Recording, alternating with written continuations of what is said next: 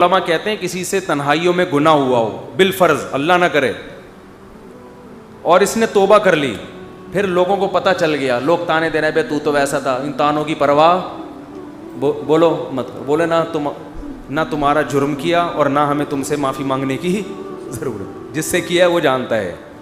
لوگوں کو نہیں لفٹ کرایا کرو زیادہ، کیونکہ لوگ اس چیز کو مسلط کر لیتے ہیں. ہمارے حضرت کے پاس ایک بندے کا فون آیا لندن سے، کہتا ہے یار میں نے گناہ کیا تھا، پکڑا گیا، کہہ رہے اب میں نے توبہ کر لی، رو رو کے گڑ گڑا کے اتنی معافیاں مانگی کہ اللہ نے بھی دل میں سکون ڈال دیا کہ میں نے تجھے معاف کر دیا، کہ لیکن پبلک معاف کرنے کے لیے تیار نہیں. پبلک جب بھی گزر کرے ہے نا وہی، تو پبلک کا دل تو چھوٹا ہوتا ہے نا، پبلک کا دل کیا ہوتا ہے چھوٹا. تو ایسی صورت میں پبلک کو زیادہ لفٹ نہیں کرائے، بولے جاؤ تمہاری ایسی کی تیسی، ہم جانے اللہ جانے تو کون ہوتا ہے بھائی میرے کو. اور قرآن کے الفاظ دیکھو یار، وَمَن يَعْمَلْ سُوءًا أَوْ يَظْلِمْ نَفْسَهُ ثُمَّ يَسْتَغْفِرِ اللَّهَ يَجِدِ اللَّهَ غَفُورًا رَحِيمًا. ایسے وجد والی آیتیں ہیں. فرمایا جو بھی گناہ کرے گا، اپنی جان پہ ظلم کرے گا، ظلم ہو گیا، گناہ ہو گیا، شیطان نے بہکا دیا اس کو، غلط ہو گیا اس سے، حقوق العباد سے اس کا تعلق نہیں ہے، کیونکہ حقوق العباد میں پھر اس بندے سے بھی معافی مانگنا ضروری. کچھ جرائم ایسے ہیں جو اللہ اور بندے کے آپس کے معاملات. فرمایا پھر اس کو خیال ہوا کہ بھائی خدا تو انتقام لے گا، اور ویسے بھی غیرت کے خلاف ہے جس نے اتنے احسانات کیے اس کو ناراض کرنا. قرآن کہہ رہا ہے ثم یستغفر اللہ، پھر وہ اللہ سے کیا کرتا ہے؟ معافی. کیا عجیب الفاظ ہیں. اللہ نے یہ نہیں فرمایا غفرہ اللہ، اللہ اسے معاف کر دے گا، نہ نہ نہ نہ، یہ انداز نہیں ہے، یہ اللہ اس سے انتقام نہیں لے گا. فرمایا یجید اللہ غفور الرحیم، وہ اللہ کو پائے گا، وہ دیکھے گا کہ اللہ غفور بھی ہے اور رحیم بھی، وہ دیکھے گا اپنی آنکھوں سے. یہ ایسے ہے جیسے ہم کسی کو دعوت دیں کہ آپ ہماری دعوت پہ آؤ، آپ پوچھتے ہیں کیا کیا ملے گا. ایک طریقہ ہوتا ہے آپ بتائیں بھائی بریانی کا انتظام بھی ہے، کباب بھی ہیں، اور اللہ بھلا کرے چکن کا بھی انتظام ہے، اور کڑھائی بھی ہے، 2-4 چیزیں اور بتا دی آپ نے، تو ذہن میں رکھ کر آئے گا ٹھیک ہے بھائی یہ چیزیں ہوں گی. ایک اسٹائل یہ ہوتا ہے وہ کہ بھائی کیا ملے گا، تو آپ اس کو بتائیں جب تم آؤ گے نا تو میری دعوت میں پہنچنے کے بعد تمہیں محسوس ہوگا کہ وسیم بھائی چھوٹے موٹے سیٹ نہیں ہیں.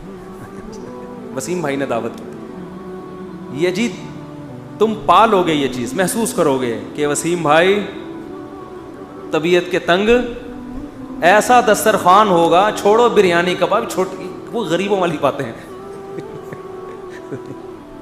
کیا بریانی، مسالے والی بریانی، اور مفتی صاحب کے بیان سنتے رہتے الٹے الٹے، مسالے والی بریانی، چپلی کباب، کوئٹہ کی چائے. ابے بھائی چھوڑو یہ باتیں، یہ تو کہیں کھانچے وانچے میں پڑی ہوئی ہوگی. ٹھیک ہے نا. یجد تم پاؤ گے، مجھے محسوس کرو گے کہ یہ چھوٹا موٹا سیٹ نہیں ہے. دسترخوان دیکھ کے اندازہ ہو جائے گا بھائی کوئی بہت بڑا آدمی ہے. قرآن کیا کہتا ہے؟ جو گناہ کرے گا اور توبہ کرے گا یجید اللہ غفور الرحیم. اللہ یہ نہیں فرما رہے کہ اس کو معاف کروں گا، اللہ فرماتے ہیں جیسے کوئی بندہ دعوت پر آئے تو آپ کہو بھائی تم پاؤ گے کہ میں چھوٹا موٹا سیٹ نہیں ہوں. تو اللہ کا انداز یہی ہے. فرمایا تم سے کتنا بڑا جرم ہو جائے، کتنا بڑا جرم، یہاں تک کہ نبی نے فرمایا کہ اللہ فرماتے ہیں یا عبادی لو بلغت ذنوبک عنان السماء، تم نے گناہ کرتے کرتے کرتے کرتے زمین آسمان کے خلا کو بھر دیا، اتنے گناہ ہو گئے.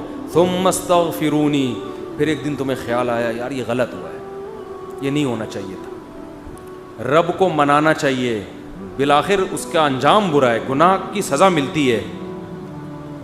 تو آپ نے ہاتھ اٹھا کے اللہ سے معافی، کسی اور کے در پہ نہیں گئے، کسی کی پرواہ بھی نہ کرو کون کیا کہہ رہا ہے، اللہ سے معافی مانگی.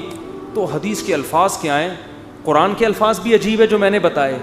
قرآن کے الفاظ کے اللہ فرماتے ہیں معاف کرنا تو یہ تو ہلکی بات ہے نا، معاف کروں گا تو مطلب یہ کہ یہ بریانی ملے گی، کوفتے ملیں گے، سالن، یہ تو ہم نے بتا دیا نا. اللہ فرماتے ہیں توبہ کر کے دیکھ تو اللہ کو غفور اور رحیم پائے. غافر نہیں، راحم نہیں، غفور مبالغہ ہے. تو اللہ کو محسوس کرے گا کہ تیرا رب چھوٹا موٹا معاف کرنے والا نہیں ہے, رحیم کا مطلب بہت رحم کرنے والا ہے. اور اللہ یہ تجھے دکھائے گا, دکھائے گا کا مطلب کیا ہے, تیرے دل میں سکون پیدا ہو جائے گا کہ میرے رب نے مجھے معاف کر دیا. یہ توبہ کا پہلا انعام ملتا ہے دنیا میں, معاف بھی کرے گا اور اطمینان بھی دلا دے گا, معاف کر دیا. تعلق, وہ اطمینان کی علامت کیا ہے, اللہ سے جو تعلق ٹوٹا ہوا تھا وہ آپ کو جڑا ہوا محسوس ہوگا. گناہ کی وجہ سے جو دل میں کالک آ گئی تھی, وہ کالک آپ کو ختم ہوتی ہوئی نظر آئے گی. یہاں تک علماء کہتے ہیں کہ بعض لوگ گناہ کر کے ایسی توبہ کرتے ہیں کہ گناہ سے پہلے جو اللہ کا ان سے تعلق تھا نا, گناہ کے بعد جب توبہ کی تو اس سے زیادہ اچھا تعلق پیدا ہو جاتا ہے ان کا, پہلے سے بھی زیادہ اچھا اللہ کی محبت پیدا ہو جاتی ہے.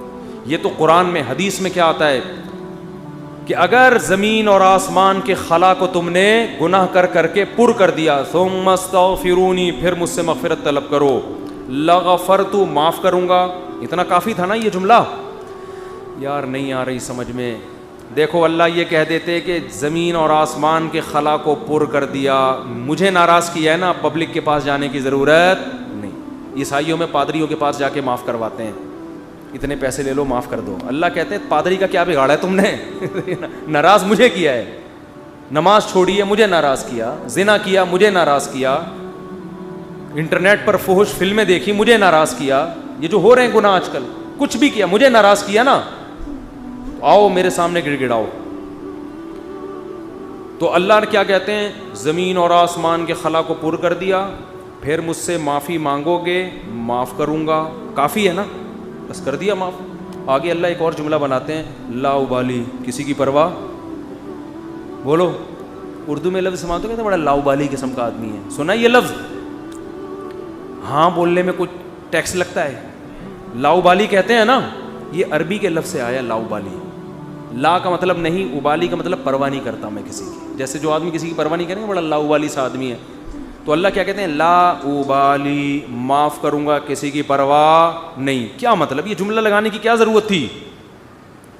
جملہ اس لیے لگایا جا رہا ہے کہ بہت سے نیک لوگوں کو اعتراض ہو سکتا ہے, اے اللہ اتنے سارے گناہ سیکنڈوں میں معاف, یہ بات ہماری کھوپڑی میں بولو نہیں, کچھ تو تھوڑی سی ہوتی.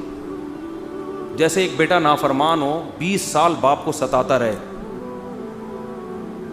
اب باپ کو زندگی بھر ستایا اس کو, باپ نے کہا ایسی کی تیسی ہے, ابھی دیکھتا ہوں میں جائیداد سے آگ کر دوں گا, میں یہ کر دوں گا. باپ بوڑھا ہو گیا, مرنے لگا ہے بھائی, اب جائیداد کی تقسیم کا وقت آ رہا ہے, اور اب یہ گیا, اس کو پتہ ہے کہ اب تو سارا معاملہ خراب, زندگی بھر ستاتا رہا.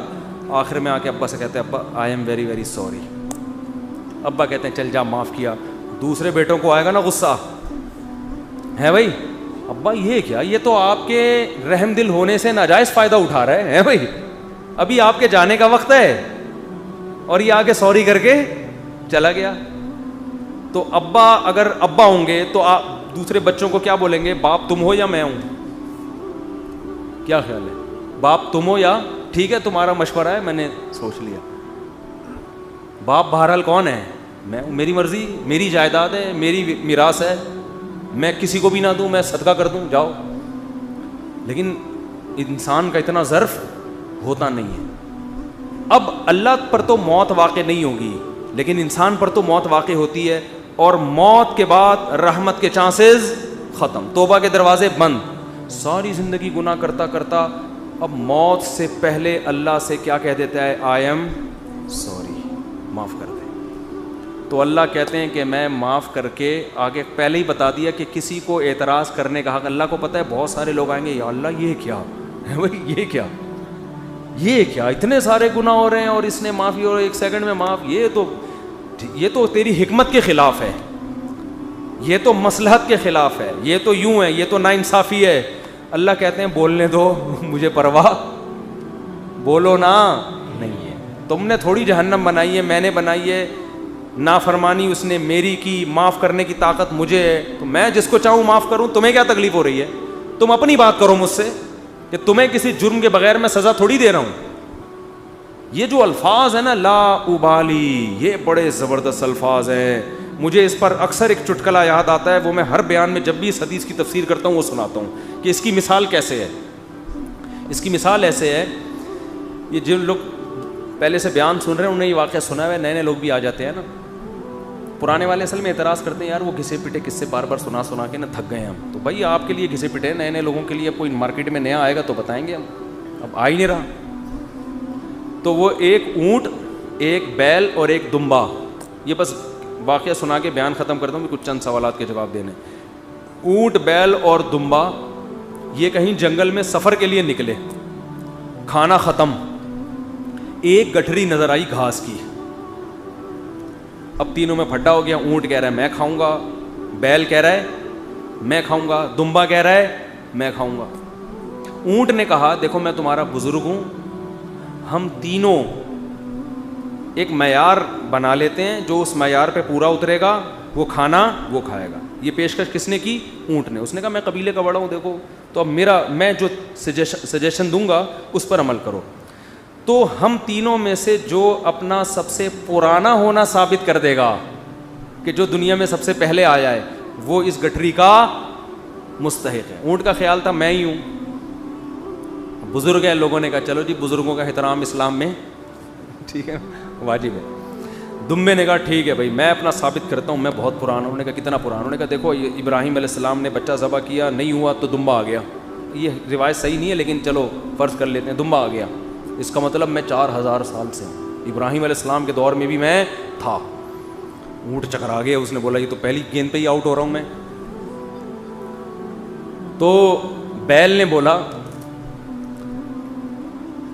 بولا کہ آدم علیہ السلام جب زمین پہ آئے تھے زمینداری کے لیے ٹریکٹر ایجاد نہیں ہوئے تھے, تو کچھ تو اگایا ہوگا نا, تو کھیتی باڑی کس سے کی تھی انہوں نے؟